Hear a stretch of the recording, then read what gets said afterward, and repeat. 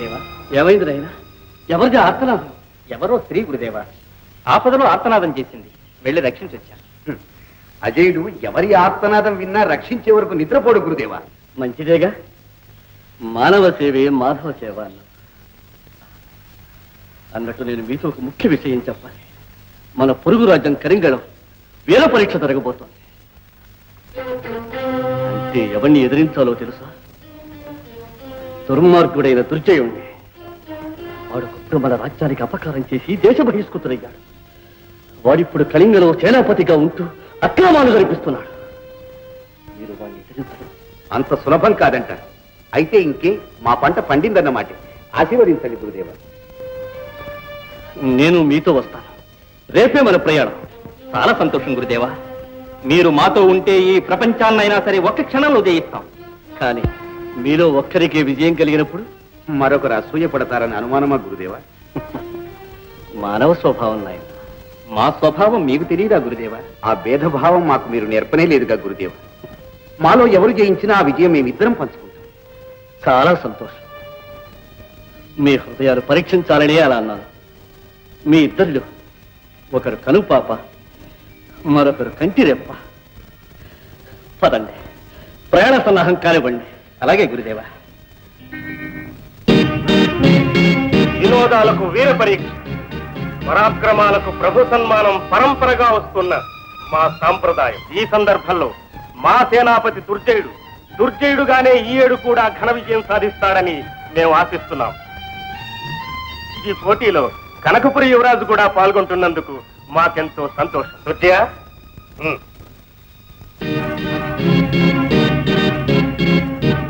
రావచ్చు. పిల్ల కాకులు ఎవరైనా ఉంటే ముందుకు వచ్చి ఉండేలు దెబ్బతిని పోవచ్చు.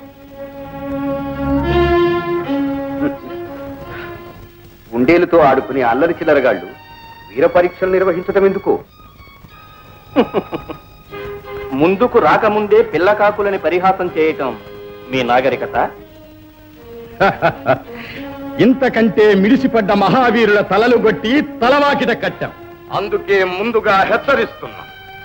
అయినా నిన్ను చూస్తూ ఎందుకో నీతో కత్తి కలపడానికి మనస్కరించడం. చాలా బాగుంది. పెద్దతనంలోనే పిరిగితనాన్ని దాచుకుని కత్తి కలపక ముందే వెనుకంజ వేస్తున్నారా? అయితే తెలుసుకుందామా బలాబలాలు?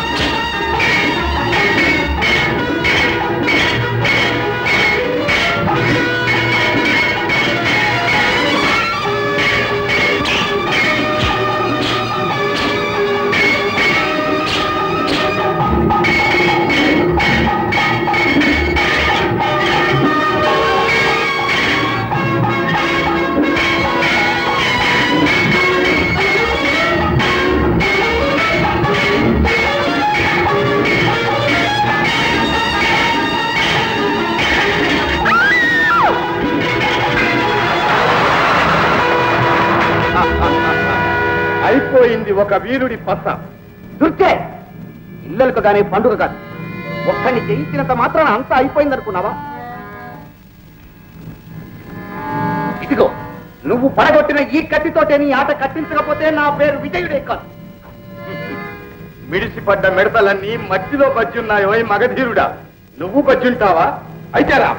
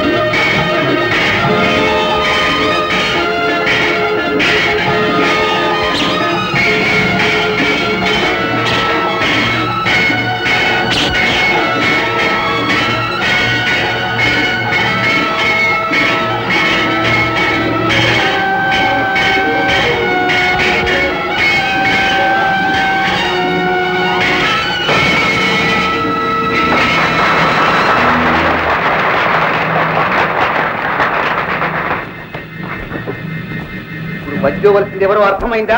మహారాజా, చూశారా మీ వీర పరీక్షలోని ఘోర రహస్యం? దీని చేత అరిపించి ఆర్తనాదంలో ఆదమరచిన నన్ను గెలిచానని విర్రవీగుతున్నాడు ఈ మహావీరుడు. ఇదంతా కల్పన, కట్టుకథ. నమ్మకండి మహారాజా. ఆజ్ఞాపించండి మహారాజా. ఒక్క దెబ్బతో ఇతని తల మాటలతో ఎగరగొట్టడానికి ఇది సొరకాయ కాదు మహారాజా. కళింగ కీర్తికి కన్ను గుట్టి మీ మంచి పేరుకు మత్తు తీసుకురావాలని వీరిద్దరూ కలిసి ఆడుతున్న నాటకం ఇది. కావాలంటే ఆమెనే అడగండి. నిజం చెప్పు, ఎవరిది ఏర్పాటు? చెప్తావా లేదా? చెప్తాను మహారాజా, చెప్తాను. ఆ సేనాపతి గారే మహారాజా. ఆయన ఓడిపోయే సమయం చూసి నన్ను గట్టిగా కేకవేయమన్నారు. ఏమంటా? బుర్రజంట మాటలు విని వెర్రి మహారాజు బుర్ర పాడైందంటారు. దుర్జయ్, కొందరిని కొన్ని రోజులే మోసం చేయగలరు, అందరినీ అన్ని రోజులు మోసం చేయరు.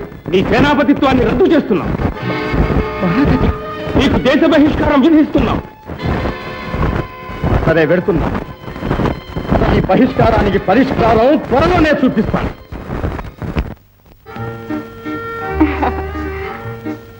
మీలో మీరే నవ్వుకుంటున్నారు ఎందుకమ్మా? భలే విచిత్రంగా ఉంది. లోకమా? కాదే, ఈ వేళ జరిగిన వీర పరీక్ష. ఓ అదా, మన సేనాపతి గారి మా నాటకం. అందులో మీకెవరు నచ్చారో చెప్పండి. నన్ను అడిగితే నాకు దుర్జయుల వారు నచ్చారు. నిన్నెవరు అడిగారే? నీకు రావణాసురుడు, భస్మాసురుడు, బకాసురుడు బాగా నచ్చుతారు.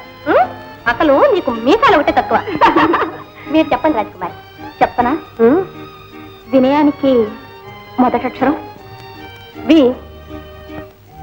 విజయానికి రెండో అక్షరం యా, ప్రణయానికి మూడో అక్షరం యా.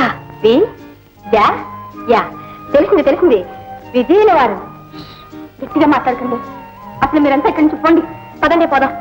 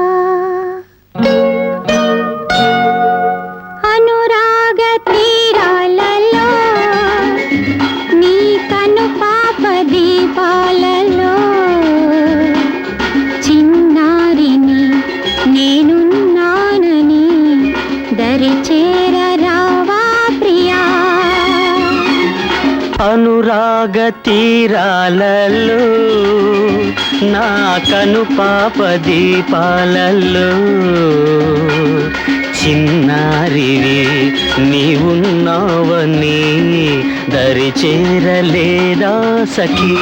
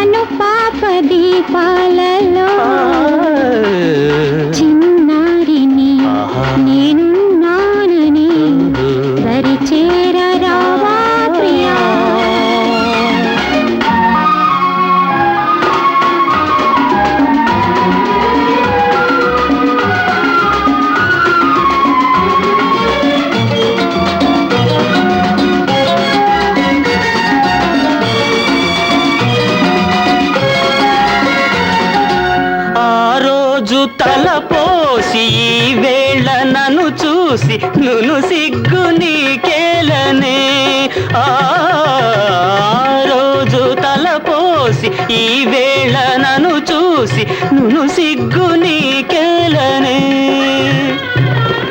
జవరాలివి నా ప్రియురాలివి జవరాలివి నా ప్రియురాలివి తొలిరేయి నేడే చెలి అనురాగ తీరాలలో నా కను పాప దీపాలలో చిన్నారివి నీవున్నావని దరి చేరలేదా సఖీ